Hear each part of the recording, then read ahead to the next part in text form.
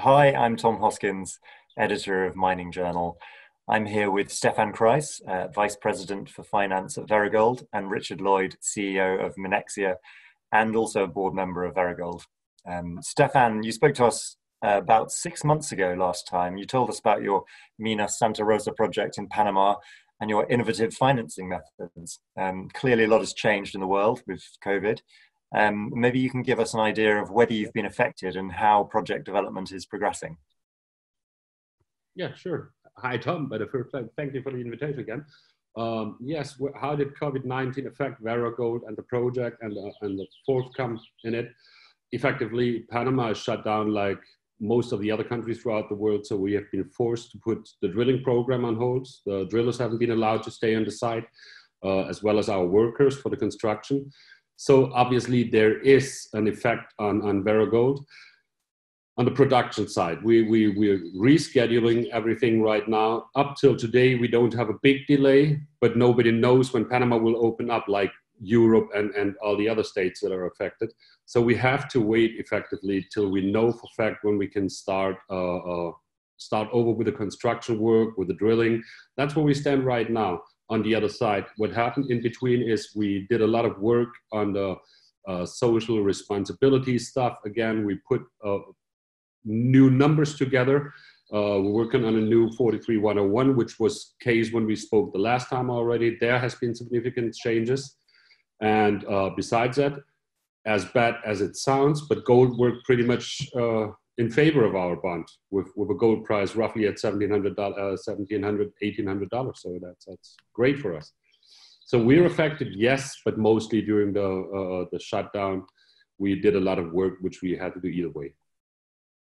Okay, great. Rich, maybe you could talk a little bit about progressing the 43-101. Yeah, as you know, these documents are ever evolving. They continue to grow with you as your project grows. So the latest sort of resource and reserve numbers we have is we've got a measured and indicated resource around the 1.2 million ounce mark. That's just the gold. None of the silver is actually taken into account in any of our modeling or indeed our financing. So that's sort of extra layers on top, if you like. And then of the 1.2 million ounces, we've got just under 800,000 ounces of proven and probable reserve. So that's quite a significant change from when we last spoke to you. And that's just that's detailed scheduling. That's a better understanding of the timing and the value of each little block, as you have to do within the modeling when you come up with these numbers. As Stefan says, there's a lot of kit has already arrived on site and construction has commenced, but there's a lot of kit waiting in port. And likewise, the drilling, whilst we've identified intersections both outside the pit envelopes and below the current pit envelopes, which we hope will increase our overall resource. There's assays that we haven't actually been able to progress yet. And we've also picked up the license at our second project. So there's lots ready to go. And there's, we haven't wasted our time. We've progressed financing discussions whilst this COVID issue has been running, and also looking to deepen our knowledge on the environmental base case and the social side of things, as Stefan said. Great. Stefan, maybe for people who need to be brought up to speed, can you just talk about this bond, how it's structured and how sales are going? The bond itself has a pretty straightforward structure. Every debenture is linked to a physical ounce of gold. This being said, when we created that bond in 2019 in March, we had a gold price of €1,150, excuse me. And so whatever price is higher, the accumulated minimum interest of 5% or the development in gold price from 1,150 to wherever it is at maturity will be paid to the bondholders. If I look at it at the gold price today, which is around 1,500, nearly 1,600 euros, the gold price is the valid number. So we're still, and we progressed, and we are way higher than the 5% accumulated interest with the development in gold price. So everybody can make a very good return because the gold price raised that much from 1,150 euros when we brought out that bond. That's the first option. The second option is for institutional investors, and that might be even the bigger thing. They can get a physical redemption too. So in exchange for their debentures, they can get their hands on the physical gold. And that's even more attractive because for the big institutionals, we're then talking about 1,000 euros of gold per ounce. So that's the whole story in one sentence. It is a forward sale, which is in a bond, which is packed into a bond structure. That's all it is, in a sense. And I guess, Tom, you're also seeing there's a bit of a flee from fiat currencies and the US dollar, etc. So you're seeing a lot of people trying to put their wealth into physical assets at the moment, and this is an ideal way to do it. Right, absolutely. You've been asked how the bond is requested, and I think you just saw it. We get a lot of interest from institutionals, from family offices who clearly figure out that they have to have physical gold now in the time of uncertainty. So we think with our instrument, we created something that is really valuable for family offices and institutional investors. They have to get into physical commodities now, and gold is very stable, and we all know that fiat currencies are losing trust all over the world. Great. And Rich, I gather there's been some promising developments on the financing side as well. Can you talk a little bit about those, please? Yeah, I think when you've got I mean, this all started due to the stockpile. So we have 122,000 ounces in a stockpile with a all-in sustaining cost of sort of $350 an ounce. So that's very attractive. And actually, the mine as a whole is in the low 700s. So it's an eminently financeable mine. It's a very simple mining process. It's relatively simple, flotation circuit in the processing as well. So there's nothing really out there that scares potentially financiers in that. And because of the bond structure as well, that's created interest in of itself. And we have progressed finance discussions with one of the well-known mining PE funds. They love the innovative bond structure. They will be subscribing for a good chunk of that as part of a diversified financing structure, which is going to include the usual, streamings, gold prepay, etc. So you can blend the financing. Some is short period, some is life of mine.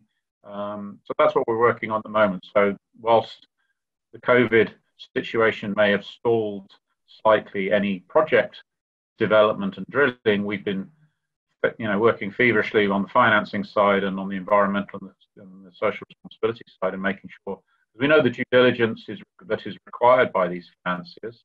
So we preempted that and got most of that already squared away, and at least a development plan for areas that we haven't quite worked on yet.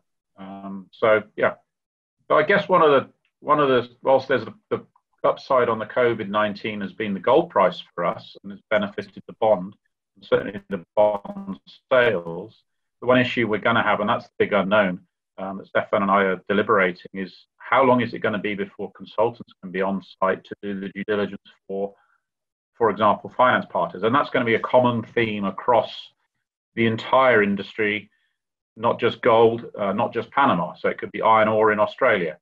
And that's something people are going to have to deal with. And I think as we're doing these sort of remote interviews as well with you and using technology for the interviews, again, I think there's a space there for more GIS focused or remote work in the environmental space. And indeed, we're talking to one group on how to assist us from doing a baseline study from, let's say, 10 years ago and working up, and based on all sort of remote data, which you can do in these situations.